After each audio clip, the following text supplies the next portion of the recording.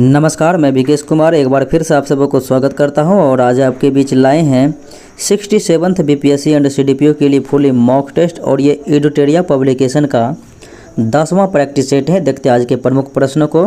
PDF आपको knowledge junction मस्ती Telegram channel पर उपलब्ध रहेगा, वहां से आप प्राप्त कर सकते हैं। मेरा पहला प्रश्न इस प्रकार से है, दिल्ली सल्तनत के किस शासक द्वारा दुधारू पशुओं पर चराई कर लगाया गया था? आपको बता दें कि दुधारू पशुओं पर चराई कर लगाया गया था, फिर झोपड़ी पर भी कर लगाया गया था, गढ़ी कर। तो इस प्रकार से ये शासक जो थे ये थे अलाउद्दीन खिलजी।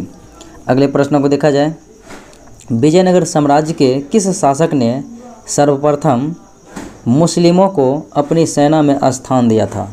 तो मुस्लिमों को सर्वप्रथम अपनी सेनाओं में जो स्थान दिया था ये विजयनगर का जो प्रसिद्ध सम्राट था ये था देवराय द्वितीय। अगले प्रश्नों को देखा जाए, दिल्ली के किस सुल्तान के शासनकाल में बहमनी राज्य की स्थापना हसन गंगू के द्वारा किया गया? बता दें कि हसन गंगू या फिर जिसे अलाउद्दीन बहमन शाह के नाम से जाने जाते हैं, इन्होंने 1347 ईस्वी में बहमनी साम्राज्य की स्थापना किया था और इस समय दिल्ली सल्तनत पर तुगलक वंश के शासक मोहम्मद बिन तुगलक थे और इन्हीं के समय में जो है हरिहर और बुक्का ने नामक दो भाइयों ने विजयनगर साम्राज्य की स्थापना भी किया था। अगले प्रश्नों को देखा जाए, 1857 के संघर्ष में भाग लेने वाले सिपाहियों का सर्वाधिक संख्या तो ये अवध क्षेत्र से रहा था। अगले प्रश्नों को देखा जाए, 1857 के क्रांति में नाना साहब के सैनिकों का नेतृत्व कौन कर रहा था? तो नाना साहब जो कि 1857 के क्रांति में कानपुर से नेतृत्व कर रहा था, इसका सैन्य नेतृत्व टाटिया टोपी के हाथों में था, जिनका मूल नाम रामचंद्र पांडुरंग था। अगले प्रश्नों को देखा जाए, निम्नलिखित में से कौन 1857 की क्रांति में भाग नहीं लिया था? बात करें 1857 की क्रांति में तो कश्मीर के शासक गुलाब सिंह, हैदराबाद के नवाब सलारगंज और ग्वालियर के सिंधिया और भोपाल की बेगम, ये सभी के सभी जो है कोई भी भाग नहीं लिया था। शिक्षित वर्ग भी भाग नहीं लिया था 1857 की क्रांति में। तो इस प्रकार से आंसर क्या हो जाएगा? ई हो जाएगा, यानी कि एक से अधिक, यानी कि सभी के सभी भाग नहीं लिया था। भारत में पहली बार आयकर कब लगाया गया था? तो भारत में पहली बार आयकर की बात करें तो ये लॉर्ड कैनिंग के द्वारा लगाया गया था, इन्हीं के समय में 1860 ईस्वी में। अगले प्रश्नों को देखा जाए, निम्नलिखित में से किस संस्था की स्थापना राजा राम मोहन राय के द्वारा नहीं की गई? तो राजा राम मोहन राय के द्वारा जो संस्थाएं की बात की जाए तो ये आत्मीय सभा की स्थापना किया था, फिर वेदांत सोसाइटी की स्थापना किया था और वेदांत कॉलेज की भी स्थापना किया था, जबकि भारतीय ब्रह्म समाज की स्थापना राजा राम मोहन राय के द्वारा नहीं किया गया था, बल्कि भारतीय ब्रह्म समाज की स्थापना किया गया था 1866 में केशव चंद्र सेन के द्वारा। तो इस प्रकार से आपका आंसर डी हो जाएगा। अगले प्रश्नों को देखें, स्वामी दयानंद सरस्वती का मूल नाम तो ये था मूल शंकर और विवेकानंद का मूल नाम की बात हो जाएगा तो नरेंद्र नाथ दत्त और दयाशंकर का मूल शंकर। दयानंद सरस्वती का मूल शंकर और विवेकानंद का नरेंद्र नाथ। अगला सवाल, देवबंद आंदोलन की स्थापना कब की गई थी? तो देवबंद आंदोलन की स्थापना 1866 ईस्वी में की गई थी और ये मोहम्मद कासिम ननोत्वी एवं अब्दुल रशीद गंगोही के द्वारा किया गया था। अगला सवाल है, जिस समय भारतीय राष्ट्रीय कांग्रेस का स्थापना सत्र चल रहा था उस समय सुरेंद्र नाथ बनर्जी कहाँ पर था? तो सुरेंद्र नाथ बनर्जी उस समय कोलकाता में था। अगले प्रश्नों को देखा जाए, भारतीय राष्ट्रीय कांग्रेस के किस अधिवेशन में पहली बार एक महिला को अध्यक्ष चुना गया था?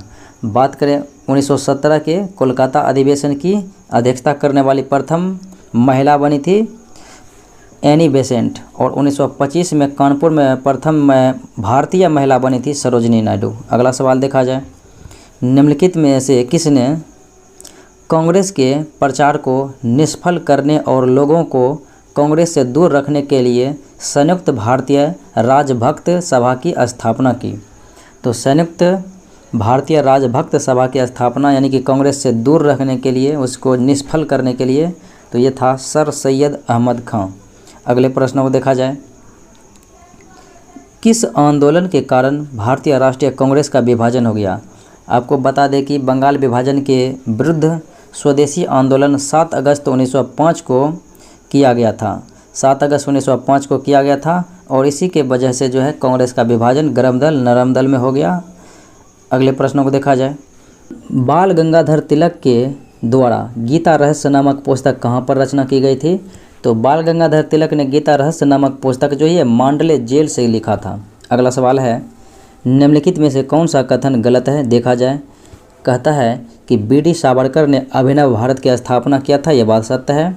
और मित्र मेला अभिनव भारत की एक पैतृक संस्था थी, यह बात सत्य है, क्योंकि 1899 ईस्वी में मित्र मेला नामक संस्था की स्थापना बी.डी. सावरकर ने किया, जो कि 1904 ईस्वी में जो है यह अभिनव भारत बन गया। तो और उसके बाद देखा जाए विकल्प को, कहता है बी.डी. सावरकर ने भारत का स्वतंत्रता संग्राम 1857 नामक पुस्तक लिखा, ये भी सत्य है।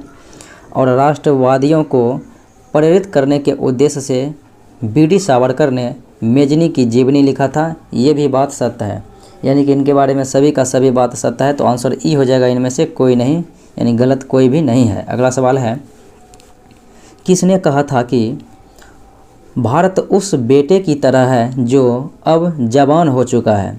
समय का तकाजा है कि बाप या पालक इस बेटे को उसका वाजिब हक दे दें।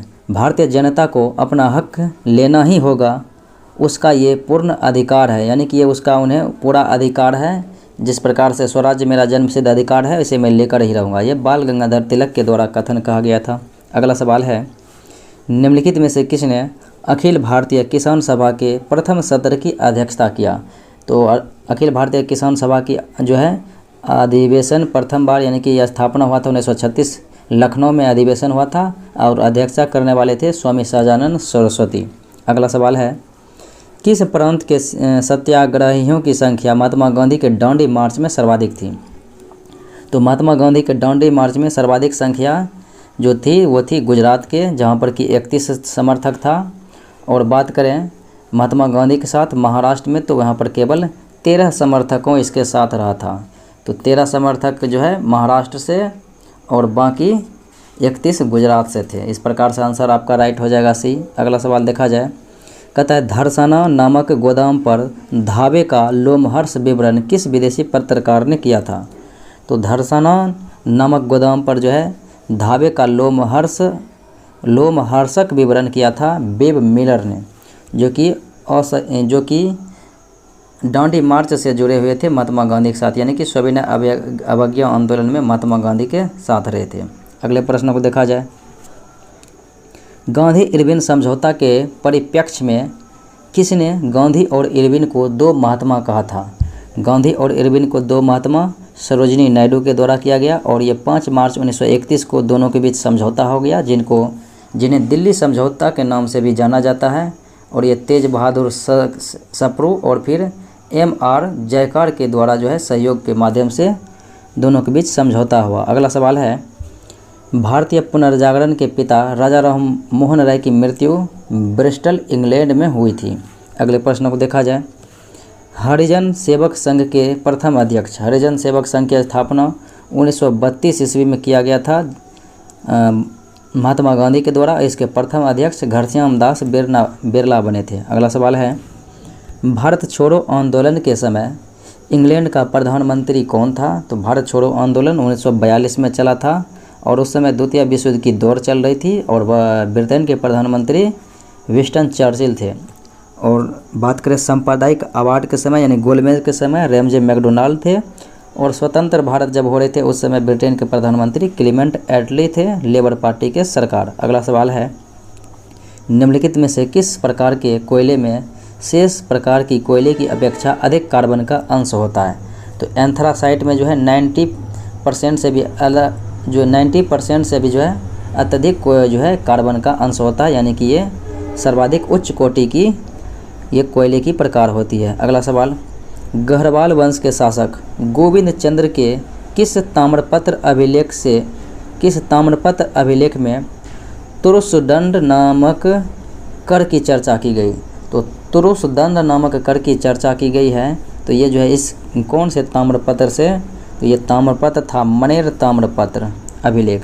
अगला सवाल है, अबुल फजल के आईने अकबरी के अनुसार बिहार सूबा को कुल कितने सरकारों में बांटा गया था? तो बिहार को जो है कुल 7 सरकारों में बांटा गया था, तो आंसर हो जाएगा आपका ए। अगला सवाल देखा जाए, आशा सहाय संबंधित थी किस आंदोलन से? आशा सहाय जो है ये संबंधित रहा था आज़ाद हिंद फौज से, आंसर हो जाएगा सी। अगला सवाल देखा जाए, कहता है प्रतिजन वह पदार्थ है जो, तो प्रतिजन वह पदार्थ है जो प्रतिपिंड के निर्माण को उद्दीप्त करता है। अगले सवाल को देखा जाए, पटना स्थित शहीद स्मारक का औपचारिक अनावरण प्रथम राष्ट्रपति डॉक्टर राजेंद्र प्रसाद के द्वारा किया गया था 1956 ईस्वी में। अगले प्रश्नों को देखें, सूची 1 सूची 2 के साथ मैचिंग कराना है। आपको पता है कि मालदीव और मिनिकॉय के बीच 8 डिग्री चैनल है, और लक्षद्वीप और मिनिकॉय के बीच जो है 9 डिग्री चैनल है, और छोटा अंडमान और कार निकोबार के बीच 10 डिग्री चैनल है, और दक्षिणी अंडमान और लघु अंडमान के बीच जो है डंकन पास है। डंकन पास, दक्षिणी अंडमान, लघु अंडमान। अगला सवाल देखा जाए, भारत में सबसे अधिक कोयला निम्न में से किस क्रम की चट्टानों में पाया जाता है? तो कोयला की जो है सर्वाधिक देखा जाए तो किस क्रम की चट्टानों में? तो ये गोंडवाना में जो है सर्वाधिक कोयले पाया जाता है। अगले प्रश्न को देखा जाए, प्रायद्वीपीय भारत के दक्षिणतम भाग में अवस्थित पहाड़ी निम्न में से कौन सा है? तो प्रायद्वीपीय भारत के जो है सबसे दक्षिण में जो पहाड़ी स्थित है तो यह है इलायची की पहाड़ी। अगले प्रश्न को देखें, किस नदी का उद्गम स्थल चेमायंगडुंग ग्लेशियर से है? तो चेमायंगडुंग ग्लेशियर से जो है ये है सिंधु नदी की उद्गम स्थल, जो कि मानसरोवर के पास जो है राकस्थाल के पास से होती है। अगले प्रश्नों को देखा जाए, भारत में शीतकालीन चक्रवात लाने के लिए जेट प्रवाह की कौन सी शाखा उत्तरदायी है? तो जेट प्रवाह जो है ये पश्चिमी जेट प्रवाह के माध्यम से जो है उत्तर भारत में शीतकालीन में जो है वर्षा होती है। अगले प्रश्नों को देखा जाए, लेटराइट मिट्टी के संदर्भ में कहता है गलत कथनों की पहचान करना है। तो गलत कथन कौन सा है?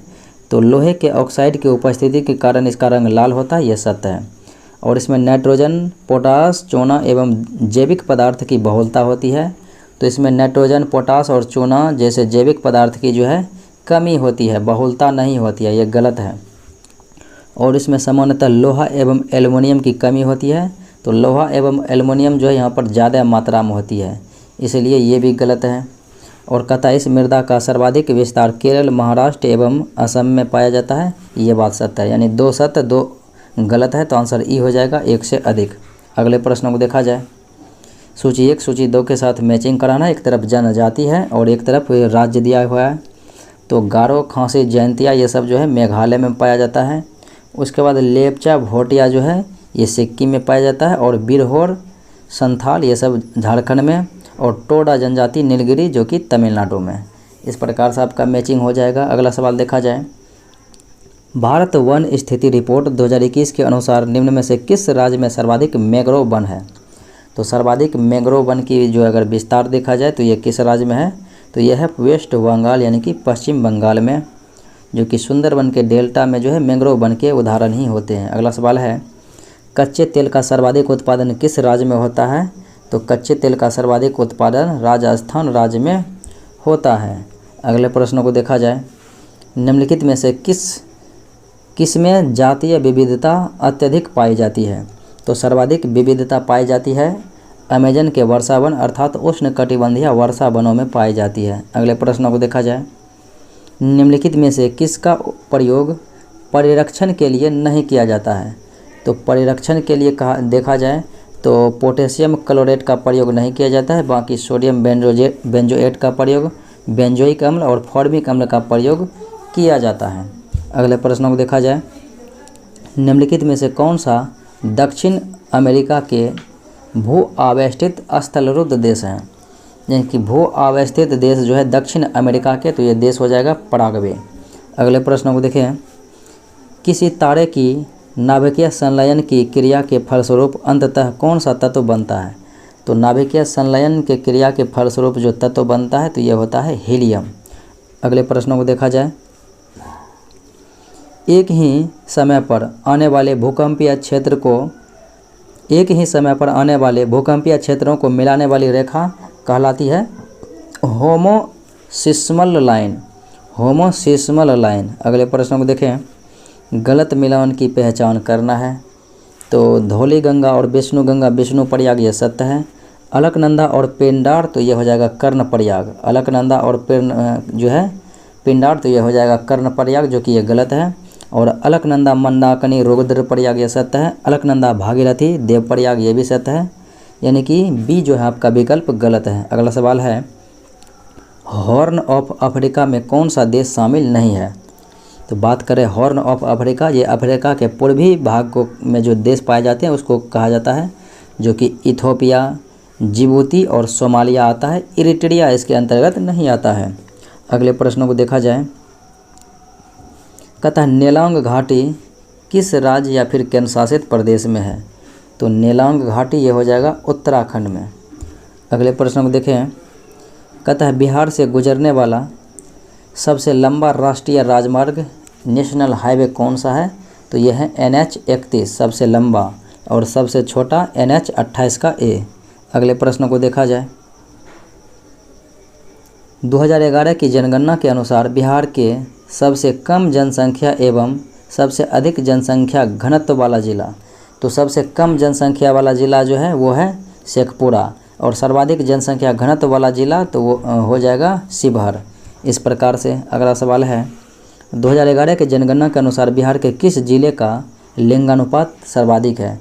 तो सर्वाधिक लिंगानुपात वाला जिला है गोपालगंज, जो कोई लिंगानुपात 1021 है, प्रति 1000 पुरुष पर 10,021 महिलाएं, और सबसे कम है मुंगेर। अगला सवाल, 2011 के जनगणना के अनुसार भारत में पुरुष साक्षरता दर क्या है? तो भारत में जो है पुरुष साक्षरता दर, पुरुष 80.9% साक्षर हैं, और महिला जो है 64.6% साक्षर हैं। अगले प्रश्नों को देखा जाए, अफगानिस्तान से निम्न में से कौन सा देश का सीमा नहीं लगता है?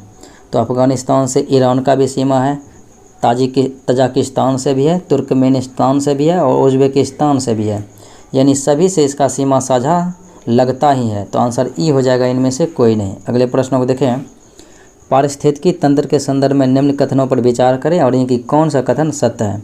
कहता है पारिस्थितिकी तंत्र में ऊर्जा का प्रवाह एक दिशीय होता है, ये बात सत्य है, और बढ़ते पोषक स्तर के साथ ऊर्जा के क्षय की दर कमी होती है, ये गलत है। केवल एक ही सही है, तो आंसर ए हो जाएगा। अगला सवाल है, वह पहले व्यक्ति कौन थे जिन्होंने भारत में पुरापाषाण कालीन औजारों की खोज की? तो भारत में सर्वप्रथम पुरापाषाण कालीन औजारों की खोज करने वाले थे रॉबर्ट ब्रूस फोर्ड। अगले प्रश्नों को देखें, मानव द्वारा पशुपालन का प्रारंभ कब हुआ था? तो मानव के द्वारा जो पशुपालन हुआ प्रारंभ किया गया था, ये किस काल में? तो मध्यपाषाण काल में जो है मानव द्वारा जो है पशुपालन किया गया था, यानी कि पशु का पालन करना। अगले प्रश्नों को देखा जाए, मोहनजोदड़ो से प्राप्त एक मुहर पर 3 मुख वाले देवता जो कि पशुपति नाथ मूर्ति मिली हैं, तो जिसके चारों ओर कौन सा पशु विद्यमान है? तो इनके चारों ओर पशुओं को देखेंगे तो चारों ओर जो है हाथी, गैंडा, भैंसा, चीता ये विराजमान थे। अगर दाएं तरफ देखेंगे तो दाएं तरफ जो है हाथी, और फिर कौन था दायां तरफ? तो हाथी और चीता। और बायां तरफ देखेंगे, इसके बाएं तरफ तो हो जाएगा गैंडा और भैंसा। तो हाथी, चीता दायां तरफ और गैंडा, भैंसा बायां तरफ। अगला सवाल देखें, कृषि श्रमिकों व ग्रामीण श्रमिकों के लिए उपभोक्ता मूल्य सूचकांक का आधार वर्ष क्या है? तो उपभोक्ता मूल्य सूचकांक का जो आधार वर्ष है, यानी कि ये कृषि श्रमिक और ग्रामीण श्रमिक के उपभोक्ता के लिए, तो यह है 1986-87 के जो है उपभोक्ता के लिए मूल्य का आधार वर्ष रखा गया है। अगले प्रश्नों को देखा जाए, कहता है समन्वित बाल विकास परियोजना के अंतर्गत निम्न में से कौन सा सम्मिलित नहीं था? तो इसके अंतर्गत जो है 6 प्रकार की योजनाएं दी गई है, जैसे कि पूरक पोषण दिया गया है, और पोषण व स्वास्थ्य शिक्षा दिया गया है, टीकाकरण दिया गया है, रेफरल सेवाएं दी गई है, और इसके साथ स्वास्थ्य चेकअप दिया गया है, और स्कूल पूर्व अनौपचारिक शिक्षा दी गई है। यानी 6 प्रकार की सेवाएं हैं, तो आंसर हो जाएगा ही इनमें से एक से अधिक, क्योंकि सभी सत्य है। अगला सवाल है, यानी कि कौन सम्मिलित नहीं है, तो आंसर इसका ई हो जाएगा कि इनमें से कोई नहीं, क्योंकि सभी के सभी सत्य हैं। अगला सवाल, किस पंचवर्षीय योजना की शुरुआत 2 बार की गई थी? तो पंचवर्षीय योजना की शुरुआत 2 बार की गई है। तो बात करें तो छठी पंचवर्षीय योजना की शुरुआत 2 बार की गई थी, क्योंकि इस जो है जनता पार्टी की सरकार प्रथम बार जो आया था 1978 से 75 के लिए, और फिर दूसरी बार कांग्रेस सरकार 1980 से 85 के लिए तैयार किया, क्योंकि 78 से 80 योजना का अवकाश रहा था। अगला सवाल, भगवती समिति संबंधित है किससे? तो भगवती समिति जो संबंधित है ये बेरोजगारी से संबंधित है। भगवती समिति बेरोजगारी से। अगले प्रश्न को देखें, उर्वरक उत्पादन में भारत का कौन सा स्थान है पूरे देश में? तो पूरे देश में जो है, यानी कि पूरे दुनिया में भारत का जो है विश्व में तीसरा स्थान है उर्वरक के उत्पादन में। और उर्वरक के उत्पादन में प्रथम स्थान पर देखा जाए तो चीन है, और दूसरे पर अमेरिका। पहला पर जो है चीन है, और दूसरे पर अमेरिका है, और तीसरे पर भारत है। अगला प्रश्न देखा जाए, निम्नलिखित में से कौन सा रेडियो एक्टिव तत्व नहीं है? तो रेडियो एक्टिव तत्व की बात करें तो फ्रांसियम है, एस्टेंटाइन है, और ट्रिटियम है, जबकि जिरकोनियम यानी कि जर्कोनियम जो है रेडियो एक्टिव पदार्थ नहीं है। अगले प्रश्नों को देखा जाए, बेरोजगारी की दर एवं मुद्रास्फीति के बीच व्युत्क्रम संबंधों को निम्न में से कौन सा चक्र द्वारा दर्शाया गया है? यानी किस चक्र द्वारा दर्शाया गया है मुद्रास्फीति एवं बेरोजगारी के व्युत्क्रम संबंध को? तो ये दर्शाया गया है फिलिप्स वक्र के द्वारा। अगला सवाल है, 15वें वित्त आयोग के अनुसार निम्न में से कौन सा कथन सही नहीं है? तो 15वें वित्त आयोग में देखा जाए तो कहता है जनसंख्या। तो जनसंख्या जो है आपको 15% यानी कि ये सत्य है। क्षेत्रफल 15% ये भी सत्य है। और फिर वन एवं पारिस्थितिकी 10% ये भी सत्य है। उसके बाद है आय का अंतर। तो आय का अंतर जो है ये 45% रखा गया है, 45%। तो इसीलिए आपका जो है विकल्प डी गलत है। अगले प्रश्नों को देखा जाए, कहता है गोल्डन एस्टेट्स प्रमाण पत्र संबंधित है किससे? तो गोल्डन एस्टेट्स प्रमाण पत्र ये संबंधित है निर्यातकों से, यानी कि निर्यात को बढ़ावा देने के लिए जो है लगातार 3 वर्ष तक लगातार निर्यात को बेहतर बनाने के लिए दिया जाता है गोल्डन एस्टेट्स। अगला सवाल देखें, विदेशी मुद्रा प्रबंधन अधिनियम फेमा कब प्रभाव में आया था? तो फेमा जो है प्रभाव में आया था कब? तो ये जून 2000 ईस्वी में आया था। अगले प्रश्नों को देखा जाए, कीमत स्थिरीकरण कोष की स्थापना निम्न में से किस नकदी फसलों के मूल्य को स्थिर रखने के लिए की गई है? कीमत यानी स्थिरीकरण कोष की स्थापना करने के लिए किन किन फसलों को जो है मूल्य स्थिर कर रखने के लिए की गई है नकदी? तो ये चाय के लिए, रबर के लिए, कॉफ़ी के लिए और तंबाकू, यानी कि ये सभी फसलों के लिए जो है नकदी फसलों के मूल्य को स्थिर रखने के लिए की गई है। तो आंसर ई हो जाएगा 1 से अधिक। अगले प्रश्नों को देखें, स्वतंत्र भारत के बजटीय इतिहास में, तो स्वतंत्र भारत के बजटीय इतिहास में सबसे लंबा बजट भाषण किस वित्त मंत्री का रहा था? तो ये वित्त मंत्री निर्मला सीता का रहा था, जो कि सबसे लंबा जो है बजट भाषण 1 फरवरी 2020 ईस्वी को पेश किया गया था, जो कि 2 घंटा 41 मिनट का रहा था। और यह जसवंत सिंह जो कि 2003 में पेश किया गया था, उनके रिकॉर्ड को ध्वस्त कर दिया। अगले प्रश्नों को देखें, एक तरफ जो है संगठन दिया गया है, एक तरफ इसका मुख्यालय है। चलिए मैचिंग कराते हैं। IMF का मुख्यालय वाशिंगटन DC है, WTO का मुख्यालय जेनेवा है, और ADB का मुख्यालय फिलीपींस मनीला में है, और सार्क का मुख्यालय काठमांडू नेपाल में है। अगले प्रश्नों को देखा जाए, भारत के कृषि आय की गणना की जाती है किस विधि से? तो कृषि आय की गणना की जाती है उत्पादन विधि से। अगला प्रश्न देखें, गिल्ट एज्ड मार्केट किसके व्यापार से संबंधित है? तो गिल्ट एज्ड मार्केट जो है ये व्यापार से संबंधित है, सरकारी प्रतिभूतियों के व्यापार से संबंधित है। अगला सवाल है, निम्नलिखित में से किसकी नियुक्ति राष्ट्रपति द्वारा नहीं की जाती है? प्रधानमंत्री की नियुक्ति राष्ट्रपति, राज्यपाल की नियुक्ति राष्ट्रपति, संघ शासित प्रदेश के मुख्यमंत्री की नियुक्ति भी राष्ट्रपति, और महान्यायवादी की नियुक्ति भी राष्ट्रपति। यानी सभी की नियुक्ति की जाती है, तो आंसर ई हो जाएगा, इनमें से कोई नहीं। अगले प्रश्न को देखें, निम्नलिखित में से कौन प्रथम गैर कांग्रेसी प्रधानमंत्री थे? तो प्रथम गैर कांग्रेसी प्रधानमंत्री मोरारजी देसाई बने थे। अगले प्रश्न को देखें, भारतीय संसद निम्नलिखित में से किससे मिलकर बनती है? तो संसद के 3 अंग होते हैं, लोकसभा, राज्यसभा और राष्ट्रपति। अगले प्रश्न को देखें, निम्नलिखित में से कौन संघ सूची में शामिल विषय नहीं है?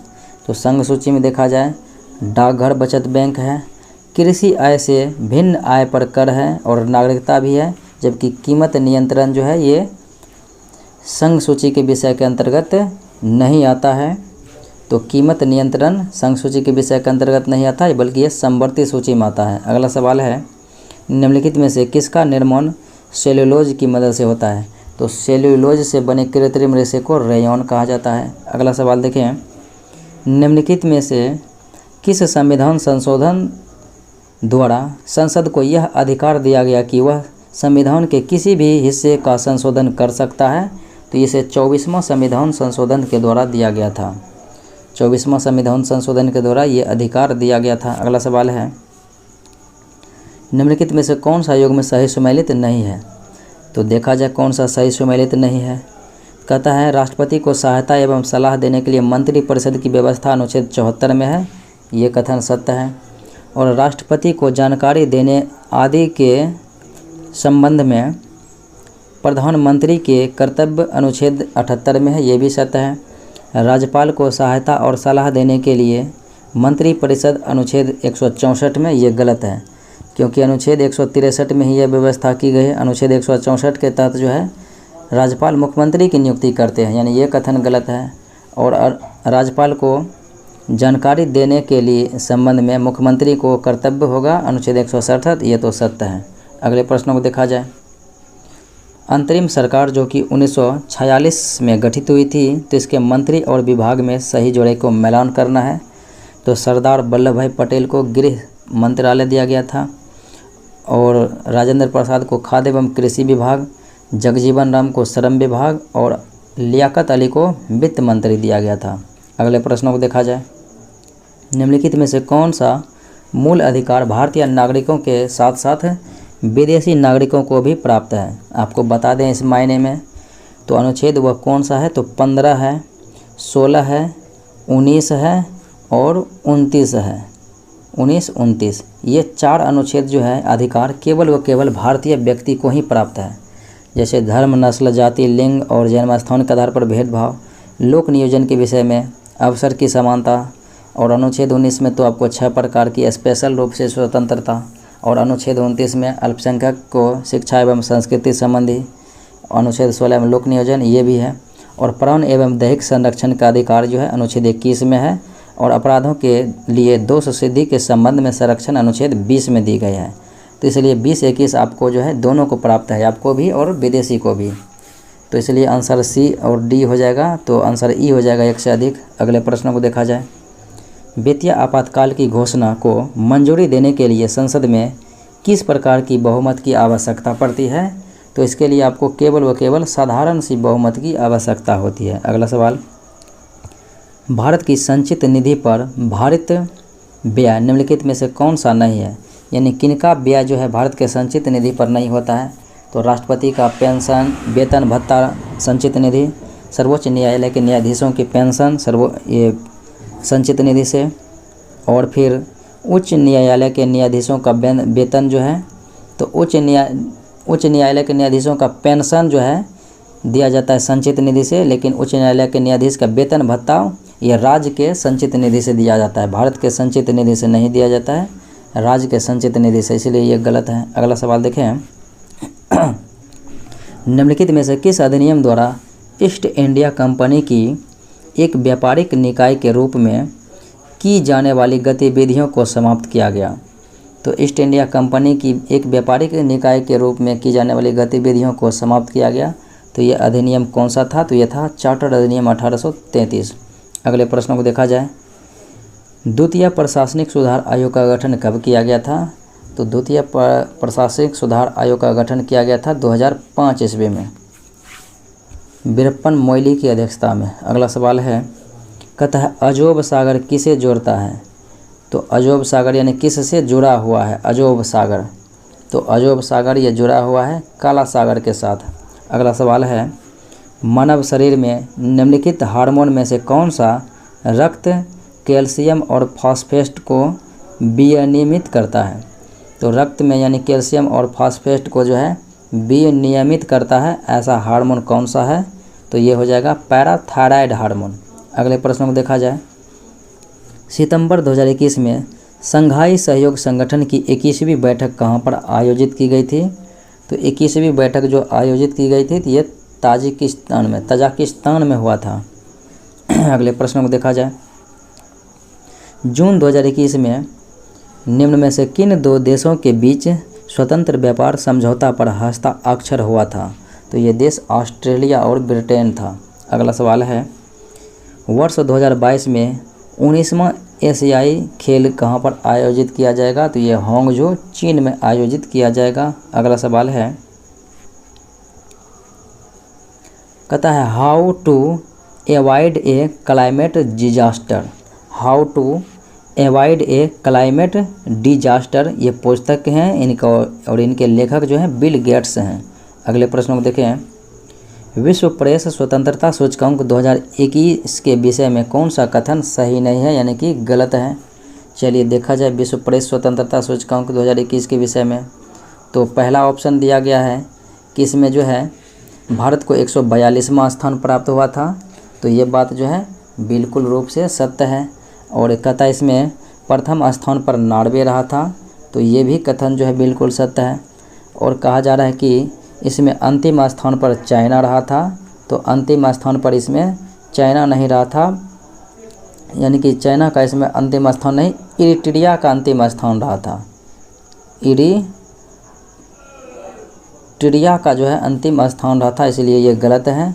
और इस सूचकांक का प्रकाशन रिपोर्ट्स विदाउट बॉर्डर्स द्वारा किया जाता है, ये सत्य है। अगले प्रश्न को देखा जाए, भारत वन स्थिति रिपोर्ट 2021 के अनुसार बिहार में वन आवरण एवं वृक्ष आवरण में क्रमशः वृद्धि हुई है कितना? वन आवरण एवं वृक्ष आवरण में यानी कि वृद्धि जो हुई है वो कितना?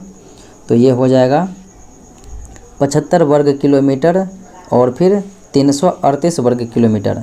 वन हुआ है वृद्धि 75 वर्ग किलोमीटर और वृक्ष आवरण हुआ है 338 वर्ग किलोमीटर। आंसर हो जाएगा सी। अगला सवाल देखा जाए, निम्नलिखित में से किस मंत्रालय द्वारा समुद्रयान परियोजना की शुरुआत की गई?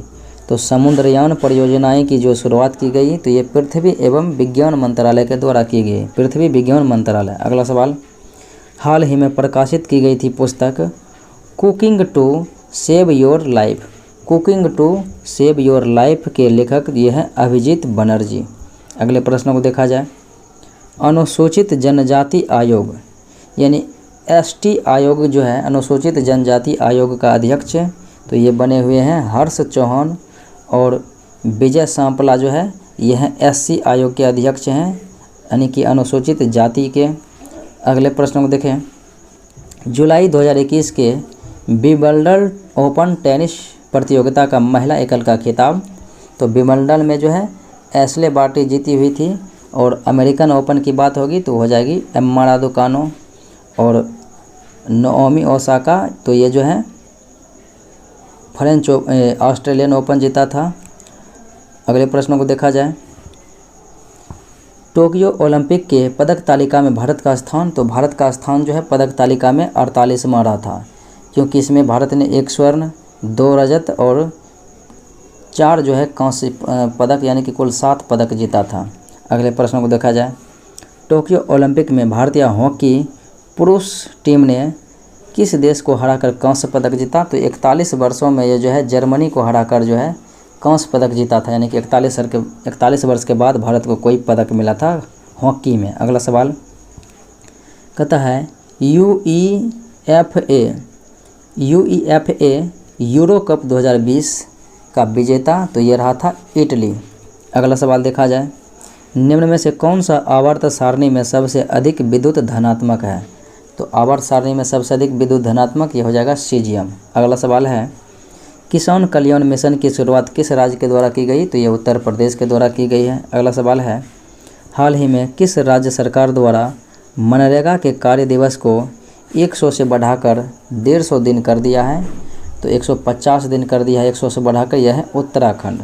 अगले प्रश्न को देखें, सितंबर 2021 में भारतीय वायुसेना के लिए भारत की पहली आपातकालीन लैंडिंग सुविधा कहाँ पर विकसित की गई? तो ये राजस्थान में विकसित की गई है। अगला सवाल है, हाइड्रोजन की खोज किसके द्वारा? तो हेनरी कैवेंडिश के द्वारा की गई है। अगला सवाल है, COP26 जो कि नवंबर 2021 में आयोजन हुआ था ग्लासगो स्कॉटलैंड में। अगले प्रश्न को देखें, बिहार के किस जिले में डगमरा जल विद्युत परियोजना का निर्माण किया जा रहा है? तो डगमरा जल विद्युत परियोजना का निर्माण सुपौल में किया जा रहा है। और इस प्रकार से अगले प्रश्नों को देखा जाए, हाल ही में ट्रांसजेंडर व्यक्तियों को नौकरियों में आरक्षण देने वाला भारत का पहला राज्य बन गया है कर्नाटक। अगला सवाल है, बढ़ते वायु प्रदूषण को देखते हुए थैला बैंक की शुरुआत किस नगर निगम के द्वारा की गई?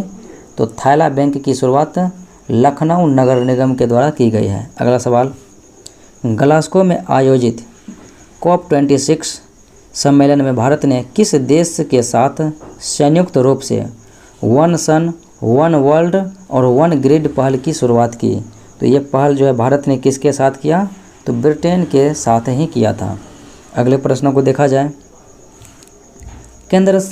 किस केंद्र शासित प्रदेश में अटल पर्यावरण भवन का उद्घाटन किया गया? तो अटल पर्यावरण भवन का उद्घाटन लक्षद्वीप में किया गया। अगला सवाल है, FDI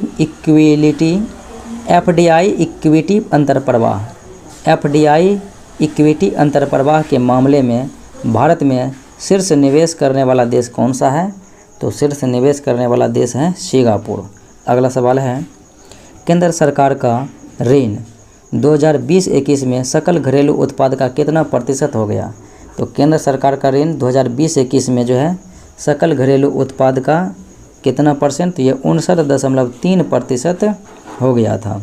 अगला सवाल देखा जाए, राष्ट्रीय पूंजीगत वस्तु नीति 2016 का उद्देश्य किस वर्ष तक पूंजीगत वस्तुओं के उत्पादन को दोगुना करना है? तो पूंजीगत वस्तुओं के उत्पादन को दोगुना करना है किस वर्ष? तो 2025 तक। अगला सवाल है, निम्न में से कौन सा देश अप्रैल-नवंबर 2021 में भारत के लिए शीर्ष निर्यात गंतव्य देश बन गया? तो शीर्ष निर्यात गंतव्य देश बन गया है यह है अमेरिका यानी कि USA। अगला सवाल है, गायत्री मंत्र का उल्लेख ऋग्वेद के 3रे मंडल में है और ये विश्वामित्र के द्वारा रचित किया गया है। अगला सवाल देखें, प्रथम जैन संगति की आयोजन कहाँ पर हुआ था? तो ये पाटलिपुत्र में हुआ था और दूसरी वल्लभी गुजरात में हुई थी। अगला सवाल है, 16 महाजनपदों में एक महाजनपद दक्षिण भारत में स्थित था और ये जो है इसकी राजधानी क्या था? तो असमक था और इसकी राजधानी पोटन या पोटली था जो कि गोदावरी नदी के तट पर दक्षिण भारत में एकमात्र महाजनपद। अगला सवाल, कन्नौज को लेकर हुए त्रिपक्षीय संघर्ष में कौन सम्मिलित नहीं था? तो कन्नौज के लिए त्रिपक्षीय संघर्ष हो रहा था, तो इसमें प्रतिहार नरेश वत्सराज, पाल नरेश धर्मपाल और राष्ट्रकूट शासक ध्रुव था, लेकिन चालुक्य इसमें नहीं था।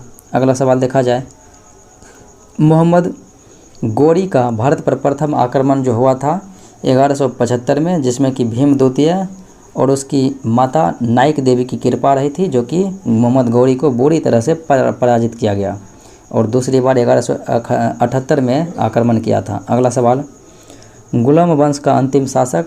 गुलाम वंश की स्थापना 1206 ईस्वी में कुतुबुद्दीन ऐबक के द्वारा की गई और यह गौरी का गुलाम था और इसका अंतिम शासक था इस वंश का शमूद्दीन कैमूर्स। अगले प्रश्न को देखें, मोटर कार से उत्पन्न प्रदूषक जो कि मानसिक रोग पैदा करता है ये कौन सा है? तो ये शीशा है। अगला सवाल देखा जाए,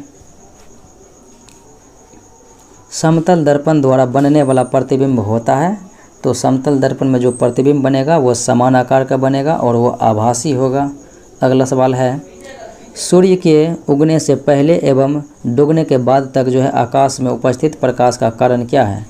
तो प्रकाश उगने से पहले और डूबने के बाद तक भी दिखाई देता है। इसका कारण है प्रकाश का अपवर्तन। और उगते समय सूर्य लाल और डूबते समय सूर्य लाल होता है प्रकाश के प्रकीर्णन के कारण से। अगला सवाल है, किसी तत्व का सर्वाधिक मौलिक अभिलक्षण निम्नलिखित में से कौन सा है? तो किसी भी तत्व का सर्वाधिक मौलिक अभिलक्षण यह होता है उसका परमाणु क्रमांक। अगला सवाल है, अपवर्तन के बाद भी प्रकाश का निम्न में से कौन सा गुण अपरिवर्तित रहता है? तो अपवर्तन के बाद भी प्रकाश का वह गुण होता है प्रकाश की आवृत्ति, जो कि अपरिवर्तित रहती है। अगला सवाल, निम्न में से वह कौन सा एंजाइम है जो अग्नाशय रस के निष्क्रिय ट्रिप्सिनोजेन को सक्रिय ट्रिप्सिन में बदलता है? तो ये रस कौन सा है? तो ये हो जाएगा एंट्रोकाइजेन रस। अगले प्रश्नों को देखें, यानी कि ऑप्शन नंबर हो जाएगा सी।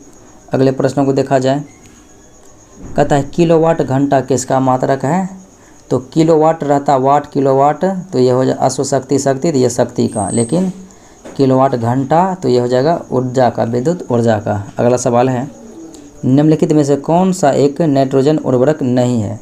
तो नाइट्रोजन उर्वरकों की बात हो रही है, तो सुपर फॉस्फेट ऑफ लाइम में नाइट्रोजन नहीं होता है, बाकी अमोनियम सल्फेट में होता है, कैल्शियम साइनाइड में होता है और यूरिया में होता है। अगला सवाल है, किसी वस्तु का भार जो है आपको पता है कि ध्रुवों पर अधिकतम होता है, केंद्र पर शून्य होता है और विषुवत रेखा पर न्यूनतम होता है। अगले प्रश्नों को देखा जाए, निम्न में से किस विटामिन की कमी से शरीर की प्रतिरक्षा प्रणाली कम हो जाती है? तो शरीर की प्रतिरक्षा प्रणाली जो कम होती है तो ये एस्कॉर्बिक अम्ल यानी कि विटामिन सी की कमी से। अगले प्रश्नों को देखें, निम्नलिखित में से किस युग्म में आयन सम इलेक्ट्रॉनी है? तो सम इलेक्ट्रॉनी जो है किस आयन में है? तो ये हो जाएगा Na+O-, यानी इस प्रकार से बी ऑप्शन हो जाएगा। अगला सवाल कहता है, गर्म खून वाले जानवर में क्या होता है? तो गर्म खून वाले जानवर में जो है शरीर का तापमान हमेशा अस्थिर रहता है। अगला सवाल, निम्न में से कौन सा संयोजी ऊतक नहीं है? तो संयोजी ऊतक जो है रक्त होता है, हड्डी होता है, उपास्थि होता है, अस्थि होता है, त्वचा नहीं होता है।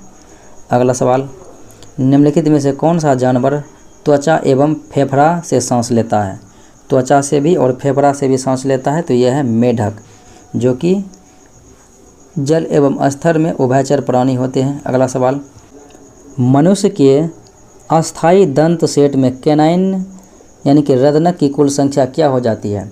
बात करें आपको दंत के प्रकारों में तो ICPM, जैसे कि इंसाइजर, उसके बाद कैनाइन, फिर प्रीमोलर और मोलर। इस प्रकार से आई में हो जाएगा, यानी इंसाइजर में कितना हो जाएगा? तो ये हो जाएगा 8, और फिर जो है कैनाइन में 4 हो जाएगा। फिर जो है आ जाएगा बात तो प्रीमोलर में 8 हो जाएगा, और फिर मोलर में 12 हो जाएगा। इस प्रकार से आप देखेंगे तो 12, 8, 20, 4, 24, 8, 32, तो यानी कि कैनाइन में कितना हो जाएगा? 4। अगले प्रश्नों को देखा जाए, न्यूट्रॉन का द्रव्यमान कितना होता है? तो बता दें कि इलेक्ट्रॉन का द्रव्यमान होता है 9.108 × 10⁻³ kg। और फिर इस प्रकार से आप जो है प्रोटॉन का देखेंगे तो 1.672 × 10⁻27 kg या फिर 24 ग्राम हो जाएगा। फिर उसी प्रकार से न्यूट्रॉन का देखेंगे तो 1.675 × 10⁻24 ग्राम या फिर -27 kg में रहेगा तो -27 kg और ग्राम में रहेगा तो -24 ग्राम। अगले प्रश्न को देखें, कहता 18 कैरेट सोने में शुद्धतम सोने का प्रतिशत कितना है? तो 18 कैरेट में 75% शुद्ध होता है और 24 कैरेट में हो जाएगा 100% शुद्ध। अगले प्रश्नों को देखें, ल्यूकेमिया एक प्रकार का कैंसर है जिसमें किसकी असाधारण बढ़ोतरी होती है? अगर आपके ब्लड यानी कि WBC की संख्या असामान्य रूप से बढ़ने लगे तो ल्यूकेमिया हो जाएगा, यानी कि रक्त कैंसर। अगला सवाल है, कॉपर सल्फेट का जलीय घोल अम्लीय होता है क्योंकि इस लवण का जल अपघटन होता है। कॉपर सल्फेट का जलीय घोल अम्लीय होता है क्योंकि इस लवण का जल अपघटन होता है। अगला सवाल देखा जाए, निम्नलिखित में से किसकी उपस्थिति के कारण पीतल का रंग हरा पड़ जाता है? तो पीतल का रंग हरा पड़ जाता है ऑक्सीकरण की प्रक्रिया के द्वारा। तो आंसर हो जाएगा आपका ए। तो ये था आज का मुख्य विश्लेषण। मिलते हैं अगले वीडियो में। जय हिंद।